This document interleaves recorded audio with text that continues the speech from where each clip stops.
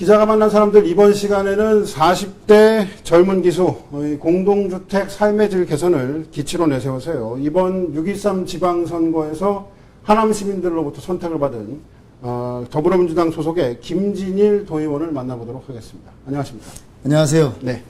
자, 우선 뭐 다소 늦은 감이 없지 않아 있습니다만은 일단은 당선을 축하드리고요. 하남 시민들이 이 김진일 도의원을 도의회로 보낸 이유 어디에 있다고 파악하고 계신가요? 네, 우선 우리 딜라이브 네. 오영석 기자님 그리고 기자가 만난 사람들에 출연하게 돼서 굉장히 기쁘고 영광으로 생각합니다. 네, 감사합니다. 예.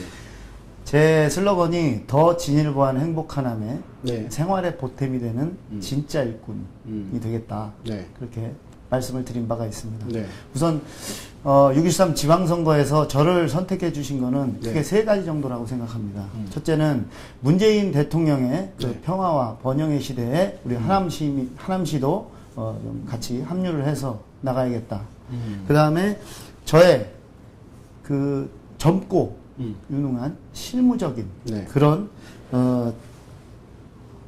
실무적인 능력을 굉장히 좋게 봐주신 거 아니에요. 그리고 이제는 하남이 새롭게 바뀔 때가 됐다. 네. 예. 그리고 이제 저 같은 사람, 젊은 사람이 한번 도에 가서 네. 하남에 최선을 다하는 그런 모습을 좀 보고 싶다는 우리 하남 시민들의 그 어떤 열망이 있지 않을까라고. 네. 생각합니다. 자, 그 관련해서 이제 도의원 활동 얘기는 잠시 뒤에 저희가 좀 나눠보도록 하고요. 일단은 시청자 여러분들에게 김진일 도의원이라는 사람, 인간에 대해서 좀 설명을 해드릴 필요가 있을 것 같은데, 경력을 살펴보면, 젊으신 나이에도 불구하고 상당히 화려합니다. 제 주관적인 판단이지만. 이 문재인 대통령 후보, 미래한국전략특보, 그리고 또 미사강변도시, 연합회장, 그리고 팟캐스트라는 방송에 MC도 하고 계신 걸로 알고 있어요. 자, 이 중에서 생활정치인 김진일을 가장 잘 보여준다라고 할 수 있는 경력이 있다면 어떤 걸 꼽으실 수 있을까요?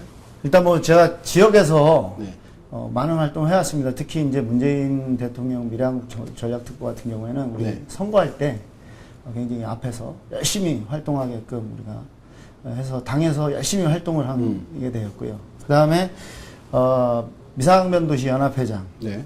예, 제가 2009년 11월 12일 날 사전 예약으로, 그때는 이제 사전 예약이라는 제도가 있었는데, 사전 예약으로 미사강변도시에 당첨을 받았습니다. 네. 그때 아무것도 없을 때죠. 예, 그때부터 계속 열심히 현안에 대해서 활동을 하고 미사강변도시가 좀 잘 정착이 돼서 우리가 살기 좋은 미사를 만들자고 해서 우리 아파트 그 예정자, 입주 네. 예정자분들이 회장들께서 모여가지고 뭐 같이 뭐 식사도 하고 이런저런 얘기도 나누고 그다음에 또 필요하면 또 관계기관에 찾아가서 네. 또 말씀도 하고 그런 게 벌써 이제 한 8년 정도 됐는데요. 부모님 도움을 안 받고 이제 월세부터 시작을 하게 됐는데 그러다 보니까 뭐 2년에 한 번씩 이사 다니게 되고 여기저기 이사 다니게 되니까 친해질만 하면 이사를 가고 또 이사를 가고 네. 또 가서 또 어색하게 있다 또 친해질만 하면 이사를 가게 돼서 이제는 미리 가서 활동을 해야겠다. 그래서 미사강변도시 연합회장을 한 거고요.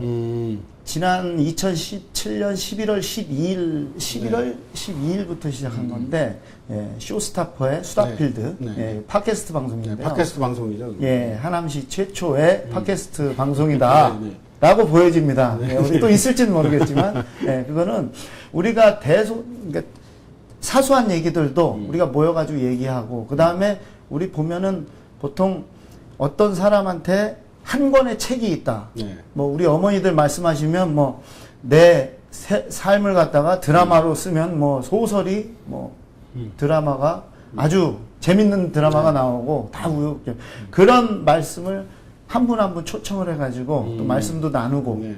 그러면 또 거기에서 삶의 지혜도 얻고 또 새로운 또 모티브도 얻는 그러기 위해서 사실 시작한 겁니다. 아주 가볍게. 그 방송을 저도 오늘 인터뷰 앞서서 몇 차례 좀 들어봤는데 그 다양한 분들이 같이 하시던데요, 되게. 다 모두 하남 시민분들이 참여하시는 건가요? 네, 맞습니다. 그 하남에서 활동하시거나 사업장을 가지고 계시거나 하남에서 하는 분들이 자격입니다. 다른 자격은 없는데 그 자격 딱 하나 있습니다. 네. 그러니까 예를 들 만약에 제가 하남에 산다고 그러면은 그 방송을 들어야겠더라고요. 왜냐면 이제 뭐 수다 필드라고는 하지만 그 수다가 단순한 뭐 재미거리라든가 흥미거리는 아닌 것 같더라고요. 주로 어떤 내용들을 다루시죠? 주로 제가 이제 신장시장의 네. 송춘호 사무국장이랄지 전 오수봉 시장님이랄지 그다음에 지금 고정 게스트로 하고 있는 아이품의 장희선 대표랄지 모두 이제 하남에서 열심히 활동을 하고 있는 분들 가볍게 수다를 떠는 것 같은데 그 안에 가만히 듣고 나니까 예, 뭔가 남는 있고 게 있는. 예. 그리고 특히 요번에 평창 동계올림픽 시즌에는 우리 하남에 살고 있는 컬링 전 국가대표 네. 코치인 이승준 코치도 초대를 해가지고 컬링에 대해서 또 알아보는 시간을 가졌거든요. 예. 자, 그런 이쪽의 주민과의 소통의 창구라고 할 수가 있을 것 같은데, 네. 그러면 왜 운영을 하시게 되는지 좀 여쭤봐도 될까요? 처음에는 그냥 이렇게 가볍게 깃털같이 주변 분들을 제가 알고 있는 주변 분들이 되게 이제 제가 말씀을 해보면 정말 훌륭한 분들이 많거든요. 그분들의 얘기를 다른 분들한테도 들려줬으면 좋겠다. 예. 그렇게 해서 시작을 하게 됐는데 제가 이제 신분이 이제 도의원으로 네. 바뀌었지 않습니까? 네. 그래서 이제는 바뀌고 나서도 다시 하시더라고요. 네, 지금 또 이제 선거 때문에 잠깐 4개월 네, 정도 네. 못했다가요. 예. 그다음에 또 시즌 2라고 이제 시작을 하게 됐는데 이제는 지역 주민분들을 좀 초대를 해서 다양한 의견을 말씀을 나누고 하는 창구로 만들어봤으면. 잘만 운영된다면은 민원인과의 소통의 창구 뭐 이렇게 볼 수가 있을 것 같아요. 예, 바로 그렇습니다. 알겠습니다. 예. 자, 관련된 이제 시간이 많지 않기 때문에 도의회 활동 관련된 얘기로 바로 좀 네네네. 넘어가 보죠. 자, 우선 이 상임위로 건설교통위에 배정이 되셨어요.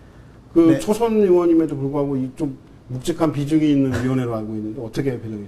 아, 예. 지금 건설교통위원회에 배정받은 의원이 하남에서는 제가 최초라고. 그렇죠. 예. 그 유례가 없다고 보는데, 제가 처음에 도의원이 됐을 때부터 나는 건설교통위원회에 들어가야겠다고 생각을 한 이유가요. 지금 지하철이 이제 개통을 앞두고 있습니다. 그리고 지금 신도시가 미사, 위례, 네. 또 이제 가밀도 새로 생길 텐데, 그렇죠.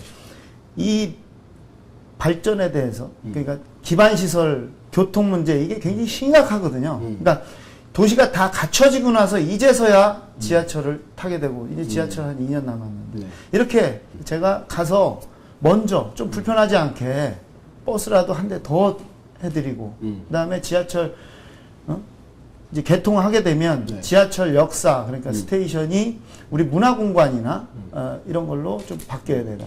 그런 거를 좀 신경을 쓰기 위해서 좀 들어가게 됐습니다. 뭐 정리를 해보면 하남의 도시 발전을 따라오지 못하는 인프라 네, 부족의 그렇습니다. 문제, 뭐 교통이라든가 뭐 건설 인프라의 부족의 문제를 이제 짚어보기 위해서 네. 원교위를 지원을 하신 거고 네, 네, 배정이 그렇습니다. 되셨어요. 자, 그러면 그와 연관해서 그 중에서도 의원님께서 가장 관심 있어 하시는 게 제가 볼 때는 공동주택의 삶의 질 개선 이 부분인 것 같아요.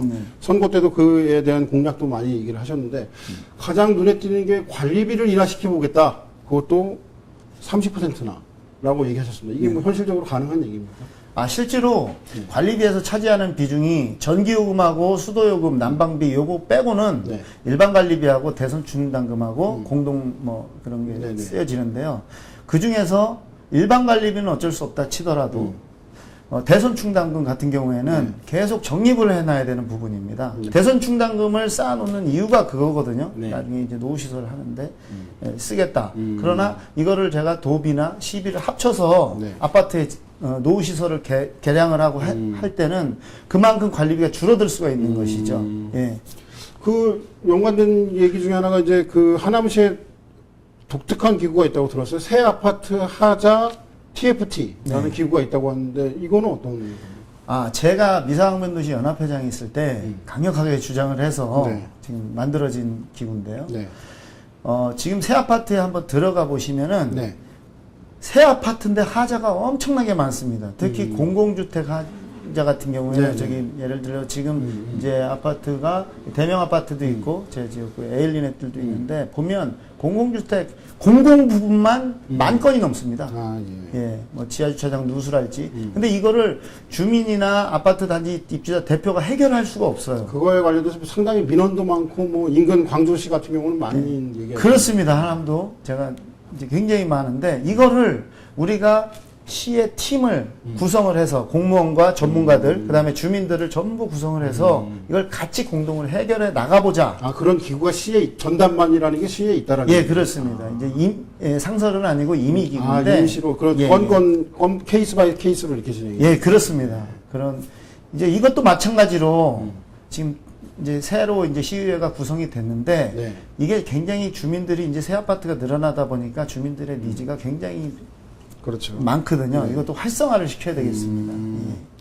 자, 그리고 이제 공동주택 사회적 개선 관련해서 마지막 얘기를 한번 해보죠. 이 단지 내 커뮤니티 프로그램. 네. 아까 앞서 이제 부인께서 그 이웃과 친하지 않으면은 못 참는 성격이라는 네, 얘기를 그렇습니다. 하셨는데 사실은 이 부분이 외적인 인프라 다음 그와 마찬가지로 그거보다 더 오히려 중요하게 비춰질 수 있는 부분이라고 저는 개인적으로 생각을 하거든요. 네. 이에 대한 지원 프로그램 어떤 것들을 구상하고 계신가요? 제가 보면 지금 새 아파트 위례의 경우 이렇게 작은 도서관이랄지 아파트 단지 내 커뮤니티 시설이 많습니다. 예, 그리고 주민들이 가장 가까이에서 네. 그냥 접할 수 있는 부분이기도 하고요. 네. 근데 위례의 경우를 예를 들면 나롤 도서관이나 신장 도서관에서 아주 좋은 프로그램, 인문학 강의랄지 이런 걸 해도 거리상으로 너무 멀기 때문에 올 수가 없는 것이 현실이에요. 그러니 차라리 우리가 하나문화재단이랄지 뭐 일자리 전략 추진단이랄지 그쪽 이용해서 우리가 가자는 거죠. 네. 가서 아파트 커뮤니티 시설에서 인문학 강의도 하고 그다음에 뭐 위례 고등학교 이런 데서 직접 하는 겁니다. 그러니까 이쪽에 뭐 찾아가는 커뮤니티 프로그램 이런 구상이신 것 같아요. 예, 그렇습니다. 지금 제가 엊그저께도 하나문화재단 가서 간담회를 했는데 이런 찾아가서 하는 것이 굉장히 중요하다. 그리고 공간이 굉장히 좋습니다. 그걸 활용을 적극적으로 해서 지금 하남시에 뭐 위례뿐만이 아니라 미사 또 이렇게 신장 쪽에 굉장히 그런 공간들이 많은데 그걸 활성화시켜야 되겠다. 그게 제 생각입니다. 네, 알겠습니다. 자, 이제 마지막 시간이 이제 거의 다 돼가지고요. 마지막 질문 하나 드려야겠는데, 앞서도 이제 팟캐스트 수다필드에 대한 얘기도 있었지만, 앞으로의 그 도의 의원으로서 활동을 하실 때, 이 주민과의 소통, 어떤 방식으로 해 나가실 건지. 일단은 지금 앉아 계신 이 경기도의 하남 상담소, 여기서 정기적인 간담회하고 그 계층별, 세대별, 그다음에 지역별, 예를 들면 뭐 신장시장 상인회를 네. 모셔가지고 말씀을 듣는다던가, 그래서 그거를 쫙 리스트업을 해가지고 하나하나씩 해결해 나가는 하남 상담소를 적극적으로 활용할 계획입니다. 네, 알겠습니다. 그 도의원분들이 제가 지켜본 바로는 이제 도의회에서도 지역을 대표해서 많은 활동을 하시는데 사실 지역에서 그 해당 의원의 이름을 기억하는 주민들이 많지 않더라고요. 네. 이 시의원과는 좀 다르게 그 부분을 건너뛸 수 있는 넘어설 수 있는 의원으로서 그 계획하신 바를 잘 이루시기 바라겠습니다. 예, 알겠습니다. 최선을 다하겠습니다. 감사합니다. 예, 감사합니다.